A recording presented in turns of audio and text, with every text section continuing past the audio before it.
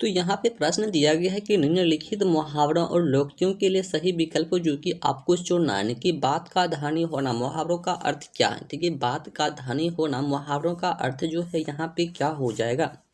बात का धनी होना मुहावरों का अर्थ जो होगा यानी कि वादे का पक्का होना, क्या हो जाएगा, वादे का पक्का होना। ठीक है, बात का धनी होना यानी कि वादे का पक्का होना, जो कि इसका मुहावरा जो कि हमारा बिल्कुल सही जवाब हो जाएगा ऑप्शन नंबर सी के साथ में। देखो, बात का धनी होना यानी कि वादे का पक्का होना। ठीक है, वादे का पक्का होना। चलिए, तो अगला प्रश्न है कि किस वाक्य में, ठीक है, किस वाक्य में जो है सार्वनामिक विशेषण है। ऐसा कौन सा वाक्य है जिसमें क्या है, सार्वनामिक विशेषण है। ऐसा कौन सा वाक्य है जिसमें सार्वनामिक विशेषण है। देखो, आपको साथ ही साथ आंसर करते जाना है, इससे आपका जो है प्रैक्टिस बनेगा, और प्रैक्टिस बनेगा, यहाँ पर गलत होगा वहाँ पे जाकर के आपका आंसर बिल्कुल सही होने वाला है। तो इस वाक्य में जो है सार्वनामिक विशेषण हो जाएगा। देखो, किस वाक्य में, यानी कि यह लड़का बहुत चालाक है। ठीक है, यह लड़का जो है बहुत चालाक है, इस वाक्य में जो है सर्वनामिक विशेषण है। ठीक है, यह लड़का बहुत चालाक है, इस वाक्य में जो है सर्वनामिक विशेषण हो जाएगा। देखो, सर्वनामिक विशेषण, जब कोई सर्वनाम शब्द जैसे संज्ञा से पहले आए तथा विशेषण शब्द की तरह संज्ञा की विशेषता बताए, तो उसे हम लोग सार्वनामिक विशेषण कहते हैं। जैसे वह आदमी व्यवहार से कुशल है। ठीक है, वह आदमी क्या है, व्यवहार से कुशल है। जैसे में वह कौन छात्र मेरा काम करेगा। ठीक है, यह लड़का बहुत चालाक है। यह सर्वनाम संज्ञा लड़का से पहले आकर उसकी विशेषता ने कि चालाक को दर्शाया गया है, तो इसलिए जो है यहाँ पर क्या हो जाएगा, तो यहाँ पर हो जाएगा सार्वनामिक विशेषण हो जाएगा। ठीक है, क्या हो जाएगा, सार्वनामिक विशेषण हो जाएगा। अब जो है आपको बिल्कुल समझ में आ गया होगा। चलिए, अगला प्रश्न है कि अंधा अंधा बांटे रेवड़ी फिर फिर अपनों को दे। ठीक है, अंधा बांटे रेवड़ी फिर फिर अपनों को दे, इसका जो है क्या होने वाला है। अंधा बांटे रेवड़ी फिर अपनों को दे, अपनों को दे। तो अपनों को देने की सिर्फ अपनों लोगों का ही भला करना। ठीक है, अपनों सिर्फ अपने लोगों का भला करना, यानी कि ऑप्शन नंबर बी के साथ में चला जाएगा कि सिर्फ अपनों लोगों का क्या करना, भला करना, अपनों लोगों का ही भला करना। चलिए, अगला प्रश्न है कि पुस्तकें धराधर बिक रही है। ठीक है, पुस्तकें जो है धराधर बिक रही है, मैं धराधर में शब्द का कौन सा रूप है। मैं जो यहाँ पर प्रयोग हुआ है, मैं यानी कि मैं धराधर में शब्द का कौन सा रूप है। मैं जो है शब्द का कौन सा रूप है ये आपको बताना है। यहाँ पे जो है ये कौन सा रूप है, तो ये है क्रिया विशेषण का एक रूप है। ठीक है, क्या है, क्रिया विशेषण का जो है एक रूप है, यानी कि ऑप्शन नंबर ए हो जाएगा, क्रिया विशेषण का ही एक रूप होता है।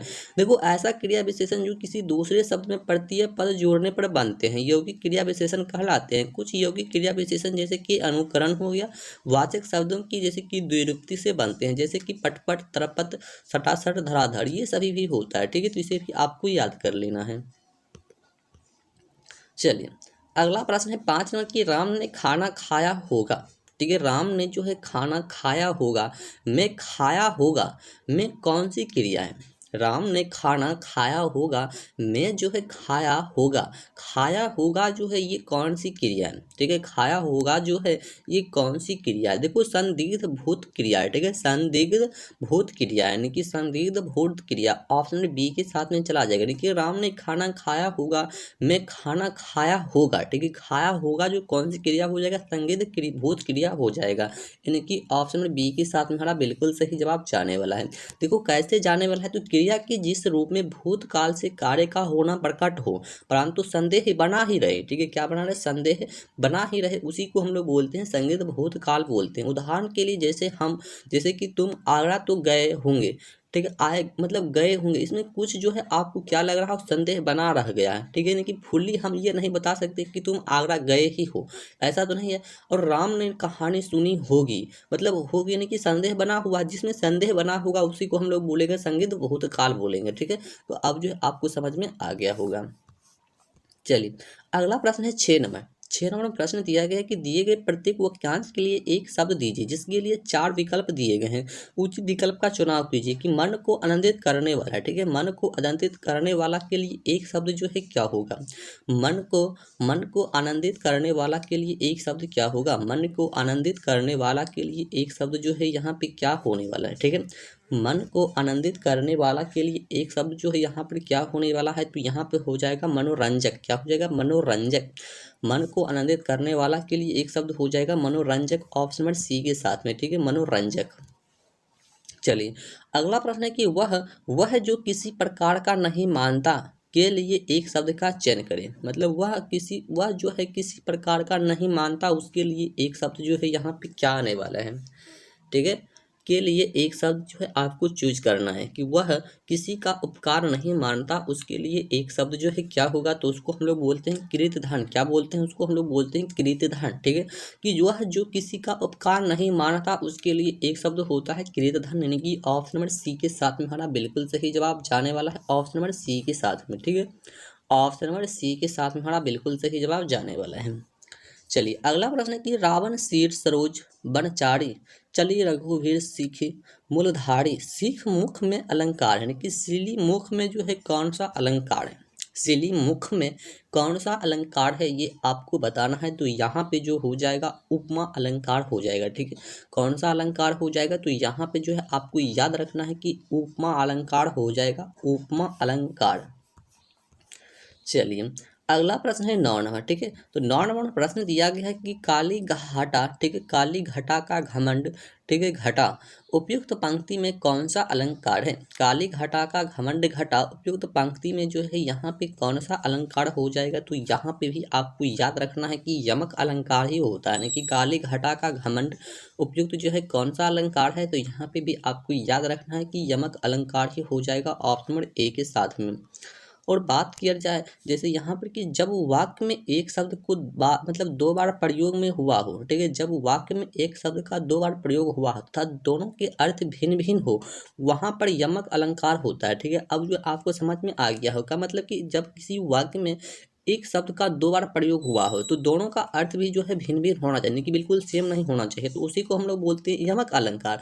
प्रयुक्त पदयांश में जैसे कि घटा शब्द 2 बार आया हुआ है तथा प्रथम घटा का तात्पर्य होता है कि बादल और दूसरी घटा का अर्थ होता है कि कम हो जाना, या तो यहाँ पर क्या हो जाएगा यमक अलंकार ही होना था, ठीक है। अब जो है आपको बिल्कुल समझ में आ गया होगा प्रश्न। चलिए अगला प्रश्न है कि धना धना छड़ी छंद जो है कौन सा, ठीक है। धना छड़ी छंद जो है यहाँ पे कौन सा हो जाएगा, तो धाना छड़ी छंद जो है यहाँ पे कौन सा हो जाएगा, तो मिश्र हो जाएगा, ठीक है। मिश्र छंद हो जाएगा, ऑप्शन नंबर सी के साथ में चला जाएगा कि मिश्र छंद जो है यहाँ पे हमारा बिल्कुल सही जवाब जाने वाला है मिश्र के साथ में, ठीक है, मिश्र के साथ में। चलिए अगला प्रश्न है 11 नंबर, ठीक है। 11 नंबर में प्रश्न है कि चारों चरणों में समान मात्राओं वाले छंद को क्या कहते हैं, ठीक है। चारों चरणों में देखो ध्यान से देखना है कि चारों चरणों में समान मात्राओं वाले छंद को क्या कहा जाता है। चारों चरणों में समान मात्राओं वाले छंद को जो है क्या कहा जाता है, तो उसको जो है सममात्रिक छंद कहा जाता है, ठीक है। उसे जो है सममात्रिक छंद कहा जाता है, ऑप्शन नंबर ए के साथ में चला जाएगा कि चारों चरणों में समान मात्राओं वाले छंद को जो है सममात्रिक छंद कहा जाता है, ऑप्शन नंबर ए के साथ में हमारा बिल्कुल सही जवाब जाने वाला है। चलिए अगला प्रश्न की धना छड़ी छंद के किस वर्ग में आता है, ठीक है। धना छड़ी जो होता है छंद के किस वर्ग में आता है, किस वर्ग में आता है, तो किस वर्ग में आता है ये आपको यदि बताना है तो किस वर्ग में आता है, तो वार्णिक छंद में आता है। कहाँ पे आता है, वार्णिक छंद में आता है, ऑप्शन नंबर सी के साथ में तब चला जाएगा, यानी कि वार्णिक छंद में जो है ये आता है, ऑप्शन नंबर सी के साथ में हमारा बिल्कुल सही जवाब जाने वाला है। चलिए अगला प्रश्न है कि कागा शब्द का तत्सम, ठीक है, कागा शब्द का तत्सम, कागा शब्द का तत्सम रूप क्या है, ठीक है। कागा शब्द का तत्सम रूप जो है यहाँ पे क्या होगा, तो तत्सम रूप होगा कागा शब्द का काक हो जाएगा, क्या हो जाएगा काक, यानी कि ऑप्शन नंबर बी हो जाएगा काक के साथ में, ठीक है, काक के साथ में हमारा बिल्कुल सही जवाब जाने वाला है। चलिए अगला प्रश्न है कि बहनोई शब्द का तत्सम शब्द जो है ये कौन सा होगा, ठीक है। बहनोई शब्द का तत्सम शब्द जो है यहाँ पे कौन सा होने वाला है, देखो बहनोई शब्द का तत्सम शब्द यानी कि भागिनी पति, ठीक है, भागिनी पति क्या हो जाएगा, भागिनी पति हो जाएगा, ठीक है। बहनोई शब्द का तत्सम जो हो जाएगा यानी कि भागिनी पति हो जाएगा, ऑप्शन नंबर ए के साथ में हमारा बिल्कुल सही जवाब जाने वाला है, कि बहनोई शब्द का तत्सम शब्द जो होगा यानी कि भागिनी पति हो जाएगा, ठीक है, ऑप्शन नंबर ए के साथ में।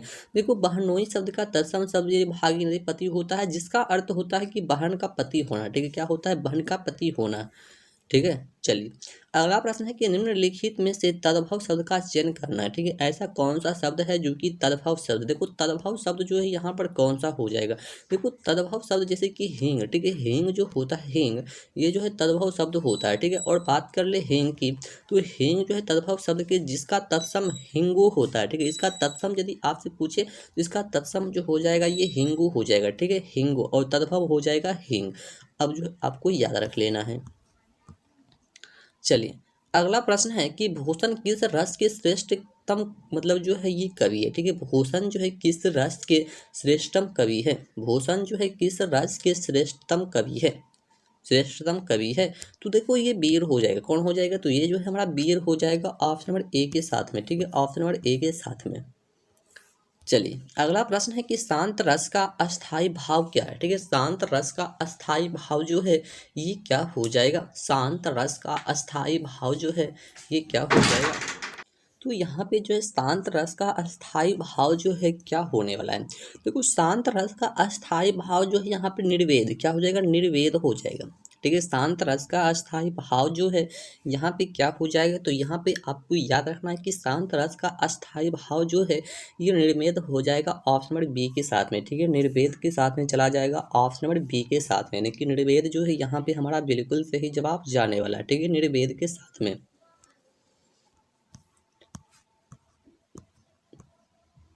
चलिए, अगला प्रश्न है कि निम्न में से किसमें अनुस्वार का प्रयोग नहीं हुआ है। ठीक है, ऐसा कौन सा शब्द है जिसमें जो है अनुस्वार का प्रयोग जो है नहीं हुआ है, अनुस्वार का प्रयोग जो है नहीं हुआ है। देखो अनुस्वार का प्रयोग जो है नहीं हुआ है, ये नहीं में नहीं हुआ है। ठीक है, कहाँ पे नहीं हुआ है, तो नहीं में जो है ना नहीं हुआ है। ठीक है, नहीं में ही नहीं हुआ है, यानी कि ऑप्शन में डी के साथ में चला जाएगा। देखो उपरोक्त में से नहीं शब्द में अनुस्वार का प्रयोग नहीं हुआ है। अनुस्वार शब्द के बाद यानी कि आने वाला एक व्यंजन होता है, इस ध्वनि का नाक से निकलती है और हिंदी भाषा में बिंदु अनुस्वार का प्रयोग होता है। और अनुस्वार का प्रयोग पंचम वर्ण जैसे कि ये डॉ, ये मतलब ये इतना अक्षर से जो कि मतलब होता है पंच छामर कहलाते हैं। ठीक है, ये आपको अक्षर को याद कर लेना के स्थान पर किया जाता है, जैसे कि चंचल और चंचल। ठीक है, यहाँ पर भी इसका प्रयोग होता है। तो इस टाइप से जो है ये इतना वर्ड को यदि आप याद कर लेते हैं तो इस प्रकार का शब्द को बना सकते हैं। चलिए, 19 नंबर प्रश्न दिया गया है कि सही क्रम को चुनना है। ठीक है, वंश में कर लिया है। ठीक है, वंश में कर लिया है घातक रोग तक को भी बीमारी से लेकर। ठीक है, विज्ञान ने छोटी से छोटी। यहाँ पर आपको जो है क्या मतलब, देखो इसमें जो है ना आपको क्रम में सजाना है, मतलब जो है सबसे पहले कौन सा आएगा, उसके बाद कौन सा क्रम आएगा, उसके बाद कौन सा क्रम आएगा, इस टाइप से जो है आपको सजाना है। ठीक है, तो देखो यहाँ पे जो हो जाएगा ना कि 4 3 2 1 क्या हो जाएगा, 4 3 2 1 हो जाएगा। देखो कैसे हो जाएगा, तो देखो कैसे में ये अच्छा लग रहा है। देखो कि विज्ञान ने छोटी सी छोटी बीमारी से लेकर घातक रोग तक को भी बस में कर लिया। तो ये देखो कितना सही लगने लगा, सटीक। तो इस टाइप से जो है आपको नहीं कि 4 3 2 1 जो है हमारा बिल्कुल सही जवाब हो जाएगा। ठीक है, चलिए, अगला प्रश्न कि पीढ़ी दर पीढ़ी चला आने वाला इसके लिए समुचित शब्द जो है क्या होगा। पीढ़ी दर पीढ़ी चला आने वाला इसके लिए समुचित शब्द जो है यहाँ पे क्या होने वाला है, समुचित शब्द जो है यहाँ पे क्या होने वाला है। देखो पीढ़ी दर पीढ़ी चला आने वाला के लिए हो जाएगा अन्यागत हो जाएगा, क्या हो जाएगा, अन्वयागत हो जाएगा। ऑप्शन नंबर डी के साथ में चला जाएगा कि अन्वयागत हो जाएगा ऑप्शन नंबर डी के साथ में। ठीक है, ऑप्शन नंबर डी के साथ में। चलिए, अगला प्रश्न कि रिक्त स्थान की पूर्ति कीजिए कि माता जी को डैश। ठीक है, माता जी को डैश, यानी कि डैश की जगह पर क्या होगा, माता जी को डैश। ठीक है, माता जी को डैश, यानी कि डैश की जगह पर जो है क्या जाने वाला है। देखो माता जी को डैश यानी कि प्रणाम। ठीक है, माता जी को प्रणाम, यहाँ पर जो हो जाएगा हमारा प्रणाम हो जाएगा। ठीक है, माता जी को प्रणाम। ठीक है, डैश की जगह पर क्या हो जाएगा, तो यहाँ पर जो हमारा प्रणाम भरा जाएगा ऑप्शन नंबर सी के साथ में। चलिए, अगला प्रश्न है जैसे कि प्रशासनिक। ठीक है, प्रशासनिक संदर्भ में शब्द जैसे कि पार्लेजी का हिंदी, पार्लेजी का हिंदी पारिभाषिक रूप है। ठीक है, पार्लेजी का हिंदी पारिभाषिक रूप जो है ये क्या है, परिभाषिक रूप तो हो जाएगा नहीं कि ठप करना, क्या होता है ठप करना, ऑप्शन डी के साथ में चला जाएगा ठप करना, ठीक है, क्या हो जाएगा ठप करना हो जाएगा। चलिए अगला प्रश्न है 23 नंबर की, शुद्ध वाक्य बताना है। ऐसा कौन सा वाक्य है जो कि वो शुद्ध है। देखो युद्ध हो रहा है, ठीक है, युद्ध हो रहा है ये जो है बिल्कुल सही है, यानी कि युद्ध लड़ा जा रहा है ये गलत है, युद्ध किया जा रहा है ये भी गलत है, युद्ध मनाया जा रहा है ये भी गलत है, युद्ध हो रहा है ये जो है बिल्कुल सही है, ठीक है। युद्ध हो रहा है ये क्या हो जाएगा, बिल्कुल सही हो जाएगा ऑप्शन नंबर सी के साथ में। चलिए अगला प्रश्न है 24 नंबर की, निम्न विकल्पों में से एक वाक्य वाक्यांश दिए गए हैं जिसमें कि त्रुटिपूर्ण भाग का चयन करें, ठीक है। त्रुटिपूर्ण भाग का जो है इसमें आपको चयन करना है, ठीक है। देखो त्रुटि भाग का चयन की मतलब कि सबसे श्रेष्ठतम ऑप्शन नंबर बी में जो है यहाँ पे त्रुटि है, ठीक है, यहाँ पे जो है त्रुटि है यहाँ पे। चलिए देखो कैसे त्रुटि है, देखो बी त्रुटि संपूर्ण, इस विकल्प में सबसे श्रेष्ठतम का प्रयोग किया गया है जो गलत है। श्रेष्ठतम का अर्थ ही होता है हाँ सबसे श्रेष्ठ, ठीक है, हाँ सबसे श्रेष्ठ होना चाहिए था, ठीक है। तो मतलब इस टाइप से जो है ना वहाँ पे होना चाहिए, ऐसा नहीं किया गया है। चलिए अगला प्रश्न की बात किया जाए तो अगला प्रश्न है कि निम्नलिखित में से द्विगु समास का चयन करना, ठीक है। ऐसा कौन सा समास है जो कि द्विगु समास है। यहाँ पे जो है आपको द्विगु समास का जो है चयन करना है, ठीक है, द्विगु समास का। देखो द्विगु समास का चयन यदि करने के लिए बोला जा रहा है तो एकांकी, ठीक है, एकांकी जो होगा ये द्विगु समास हो जाएगा, ठीक है, एकांकी जो हो जाएगा ये द्विगु समास हो जाएगा ऑप्शन नंबर ए के साथ में, ठीक है। एकांकी जो होगा ये हमारा द्विगु समास के साथ में चला जाएगा, ठीक है, एकांकी। चलिए अगला प्रश्न है कि कौन सा शब्द जो है जैसे कि अव्यय भाव समास का उदाहरण है, ठीक है, अव्यय भाव समास का क्या है उदाहरण है। देखो अव्यय भाव समास का उदाहरण जैसे कि आमरण, ठीक है, क्या हो जाएगा आमरण जो है ये अव्यय भाव समास का उदाहरण हो जाएगा, ठीक है, अव्यय भाव, ठीक है, आमरण हो जाएगा ऑप्शन नंबर बी के साथ में चला जाएगा, ठीक है, ऑप्शन नंबर बी के साथ में। तो आज का वीडियो जो कि हमारा यहीं पर जो कि ये समाप्त हो रहा है, ठीक है। और हिंदी का प्रश्न जो कि आपको एग्जाम के लिए बहुत ही मायने रखता है जैसा कि आपको भी पता है। और आपको ये क्लास जो है टाइम पर यानी कि एक सुबह में 9 बजे PM में मिलेगा और एक 7 बजे शाम में मिलेगा, सॉरी यानी कि एक सुबह में 9 बजे AM यानी कि मॉर्निंग में मिलेगा और एक क्लास जो है आपको 7 बजे PM में मिलने वाला है, यानी कि हिंदी का 2 क्लास जो कि आपको बिल्कुल टाइम पर मिलने वाला है। तो चलिए मिलते हैं नेक्स्ट वीडियो में, तब तक के लिए जय हिंद।